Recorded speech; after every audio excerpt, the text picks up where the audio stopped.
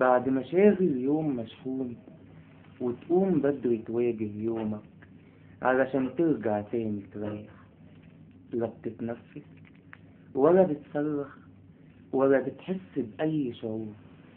قلبك من الإحساس معزول، والأحلام بتشوفها بسرعة وما بتجيش غير في الأجازات. عقلك أجوز ملهوش صوت، والأفكار جواه بتموت، وانت يا دوب بتحس بذاتك مع دمعاتك سر حواديت. يعني عشان تتصاحب مثلا لازمك عمر من التخطيط، جايب شبكة ورايح تخطب ومصدق نفسك يا عبيط.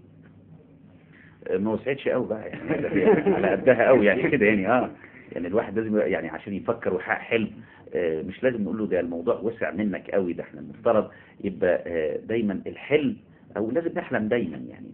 خليني ارجع ل تامر. تامر دايما بنقول ان احنا في حالة الكتابة الإبداعية لازم تكون في حالة للقراءة، في حالة من حالة التأثير والتأثر، حالة انك تبحث عن من تقرأ له. كنت تقرأ لمن وانت في مرحلة البحث عن الحالة الشعرية جواك؟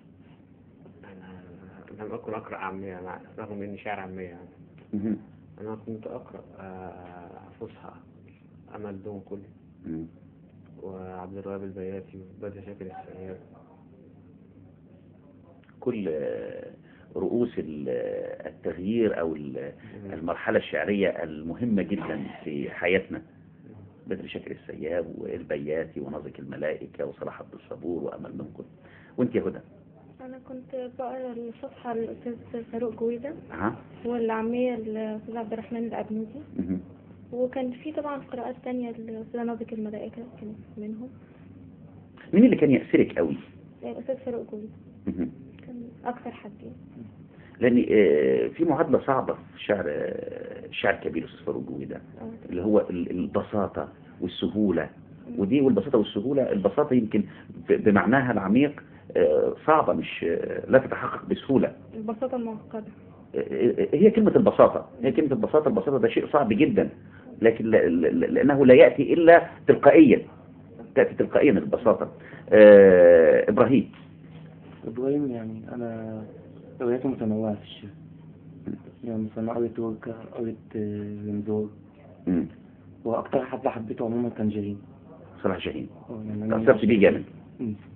طب برغم انكم اتأثرتوا او قريتوا لناس كتيرة ولعمالقة ولقامات، ما حبيتوا يعني احيانا الانسان بيقع في منطقة التقليد. حاولتوا تتجنبوا موضوع التقليد في الكتابة الشعرية المختلفة عندكم؟ التجربة الشعرية لدى الشاعر لو كانت قوية القراءات عمرها ما تأثر فيه، لأنه يكفي تجربته يكفي ذاته.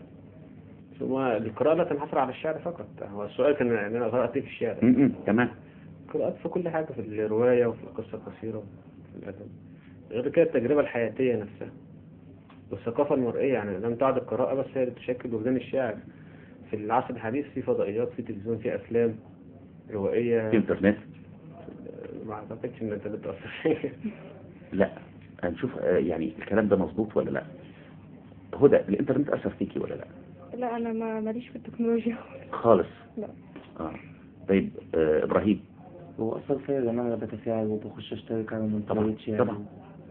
يعني النهاردة الانترنت أوجد حالة نوعية وجمهور نوعي وذائقة نوعية، أوجدت فعل مختلف في الكتابة. في ناس ما كانتش تكتب قبل الانترنت.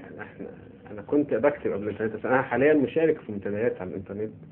بس بداية التجربة ما كانش فيه انترنت لسه عندما بدأنا الكتابة. أنا حاليا منتدى في الفيسبوك، منتدى أهل الحارة، عدة منتديات بدون ذكر أسماء، منتديات كتير يعني. هي بتعمل انتشار لنوعية من الجمهور المهتم بالأدب والشعر. طيب احنا بمناسبة ان احنا يعني عيد الأم كان ألقى بظلاله علينا في الأيام دي، هنقول لهدى سمعينا قصيدة بعنوان أمي. ممكن؟ قصيدة اسمها بنات أيام. اتفضلي.